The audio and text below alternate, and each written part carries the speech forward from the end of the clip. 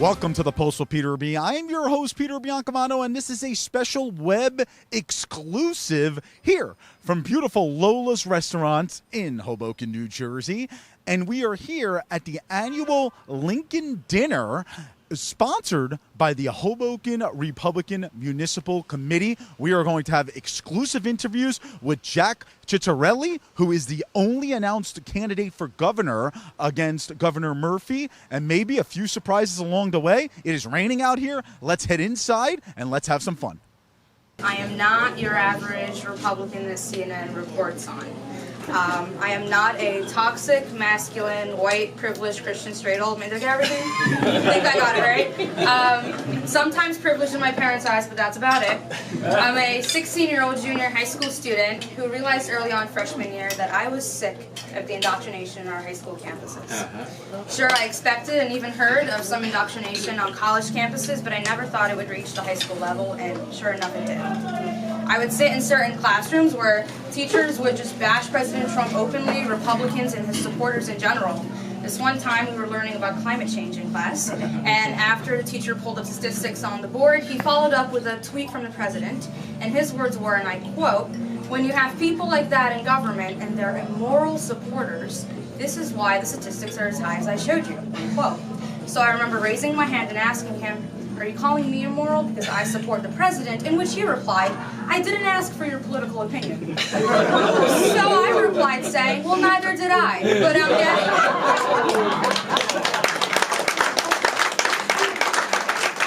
it." Okay, we Republicans need to unite and work together so that we can turn New Jersey red again. By working together, regardless of what county, cross line, it strengthens the Republican Party. We're Republican, we have a lot of vision to offer, and that's why I'm running. I'm running for three main reasons: fresh ideas, positive solution, and a new vision I call the vision of goal.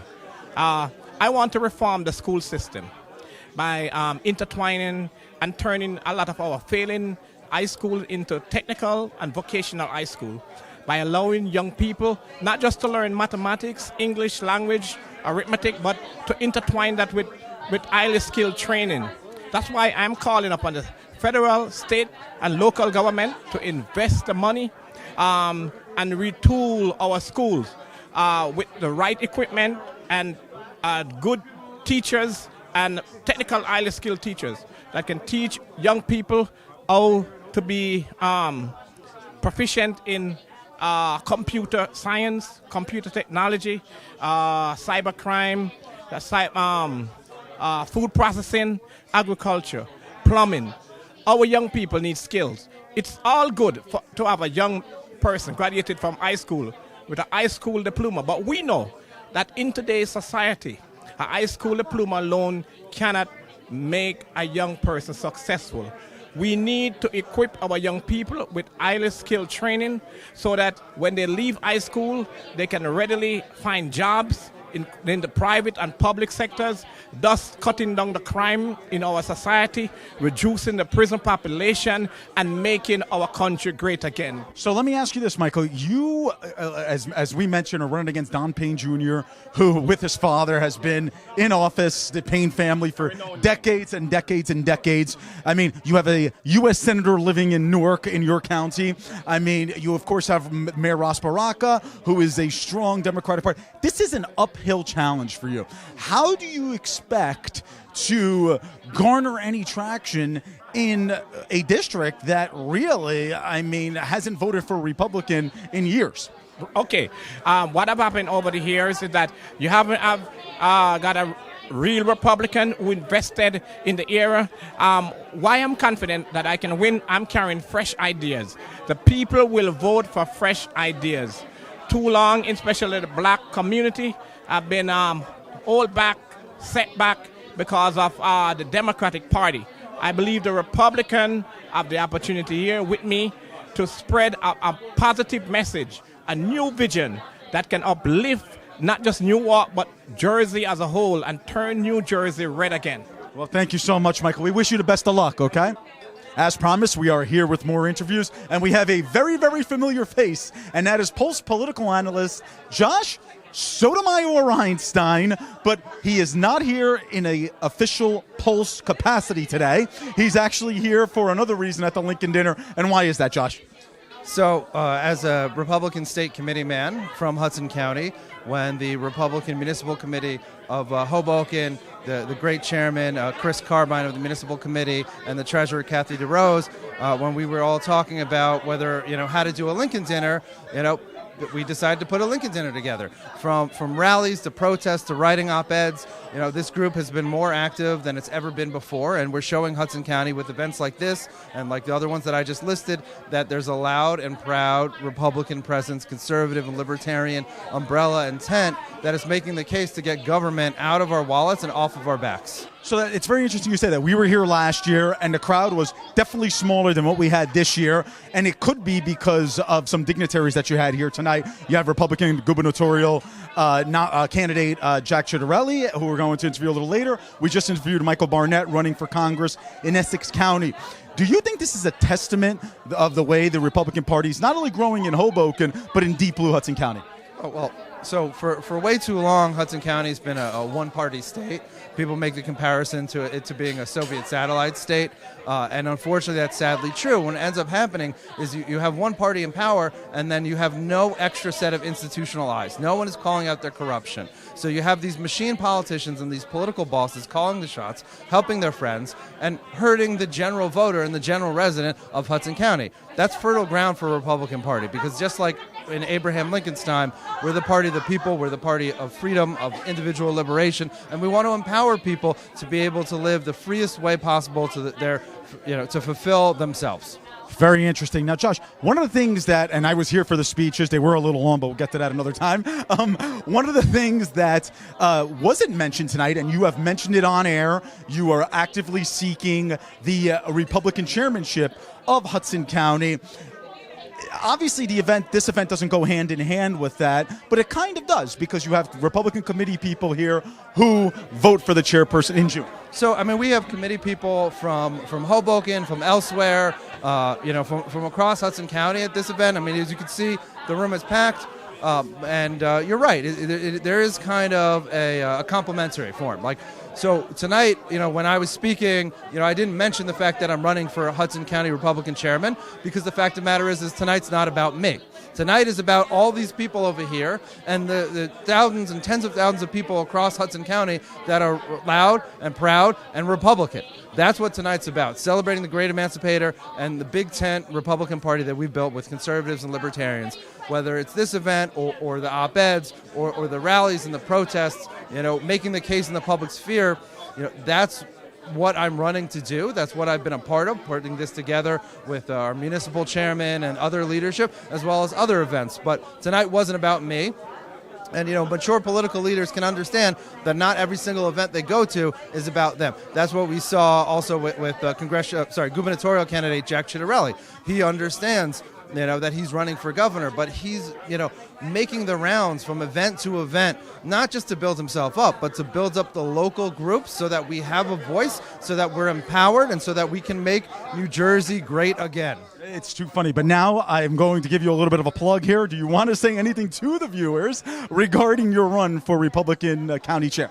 So the reason that I should be the Republican county chair isn't because I'm so special, but it's because I've been part of putting together events like this where we grow the Republican Party, where we work together, where we bring in small government libertarians and social conservatives and everybody in between, and we show them that as united, we can work together, build a big tent, and preach the gospel of the Republican Party to the independents and even conservative Democrats that don't realize that they agree with us because we haven't been making a big enough noise, that we haven't been reaching them yet. And together we can do this. As your chairman, the County Republican Party will be doing this. Well, Josh Sotomayor Einstein, our political analyst every week. He's not going to go missing from the show, I promise, folks.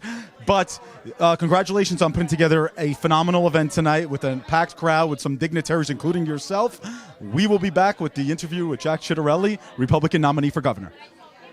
As promised, we're here with Jack Cittarelli. Of course, I had to say that. As everybody knows on the Pulse of Peter B, I make everybody way more Italian than what they are. Jack, how are you today, sir? Well, Peter, now that I heard you say my name that perfectly, I'm great. Exactly. Of course, he is the only declared Republican candidate running for governor of the great state of New Jersey, and you all know how we all love New Jersey. So, Jack, first question is, what brings you to deep blue Hoboken and Hudson County tonight? Well, there's loyal Republicans here. Apparently so. I go wherever there are loyal Republicans. These are proud Republicans. They're enthusiastic Republicans, and it's great to be with them here tonight.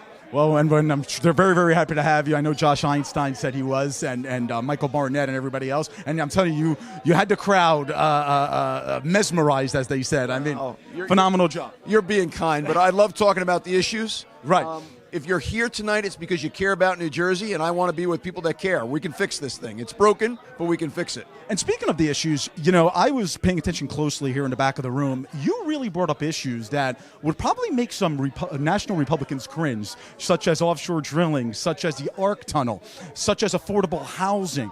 But you know, you really cannot look at red and blue at the state level, correct? You really have to look at what's right for the people of New Jersey. You're exactly right, Peter. And these are issues on which all New Jerseyans agree. We want funding for the Gateway Project because of what it means to New Jersey's economy and real estate values, particularly in the north. In South Jersey, I don't know of anybody that's really strongly in favor of offshore drilling. And certainly we want our SALT deduction back. So as governor, those are things that I want to work with President Trump on. Yeah, absolutely. Now, you ran for governor 4 years ago, or about 3.5 years ago now. What makes this run different, you believe, than the previous outcome? Well, if I learned one thing from the last time around is 8 months is not enough time to get up and down this small state. It's much larger than you think. There's 565 towns. There's 21 counties. South is very different from north. East is different from west. And so I feel really good this time around with the runway we've given ourselves. It's double what we did last time, and we'll be able to achieve all of our goals. Absolutely phenomenal. And you also mentioned about Governor Murphy.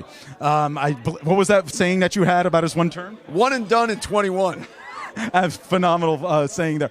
Governor Murphy, though, you know, although we did see a new Fairleigh Dickinson poll, as you mentioned, as not as popular, I mean, New Jersey is still a blue state, not so much when it comes to the governorship, but certainly at the national level and at the legislature level. How do you overcome this, Jack? Well, listen, Republicans have controlled the executive branch way more than the Democrats over the past 42 years.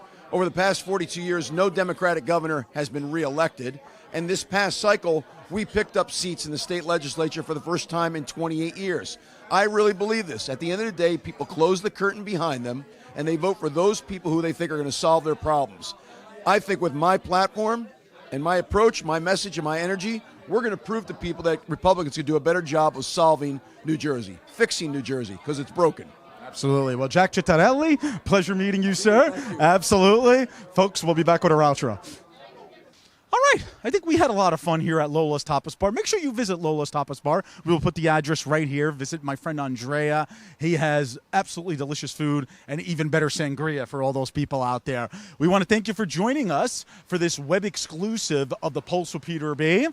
And join us. We're going to be off this weekend. I'm taking a little bit of a break down in Florida, getting my tan on. We will be back, as Greg fists me, my camera person.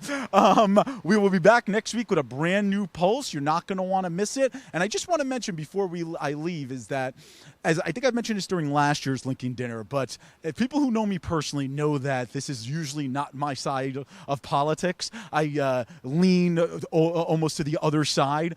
But at the end of the day, when we're covering important issues of New Jersey, I tend to put my personal politics aside and bring you guys the issues you need to know about. We'll see you soon.